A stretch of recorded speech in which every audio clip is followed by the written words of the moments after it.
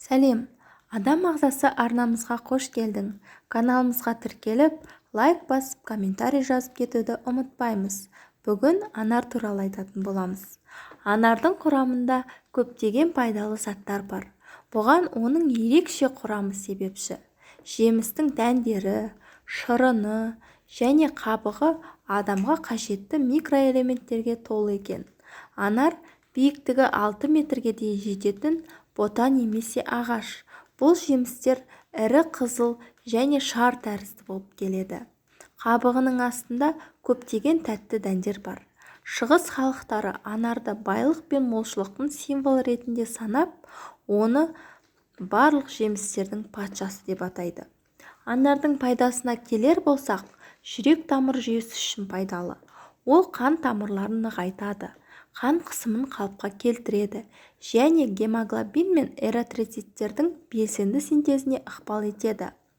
Аурудан немесе операциядан кейінгі әлсіздік кезінде дәрігерлер осы жеміспен тамақтануға кеңес береді. Дәндері В және С тобындағы көптеген дәрумендерге бай. Ал қабығы калий, кальций, магний, темір, мырыш, марганец, хромға толы. Сонымен қатар бұл жемістің құрамында ерте қартаюдан қорғайтын және қатерлі ісік қаупін азайтатын күшті антиоксиданттар бар. Медицинада бұл өсімдіктің барлық бөліктері қолданылады.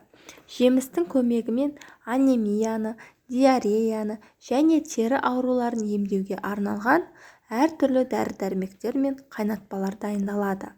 Оның құрамында шарап, шайыр-тас, лимон, алма, бор және қымыздықтың қышқылдары бар.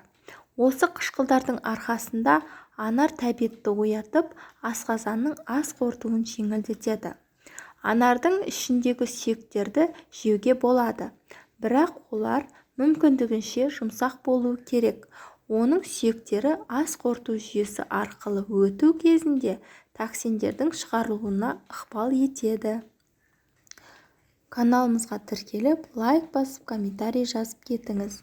Көп рахмет.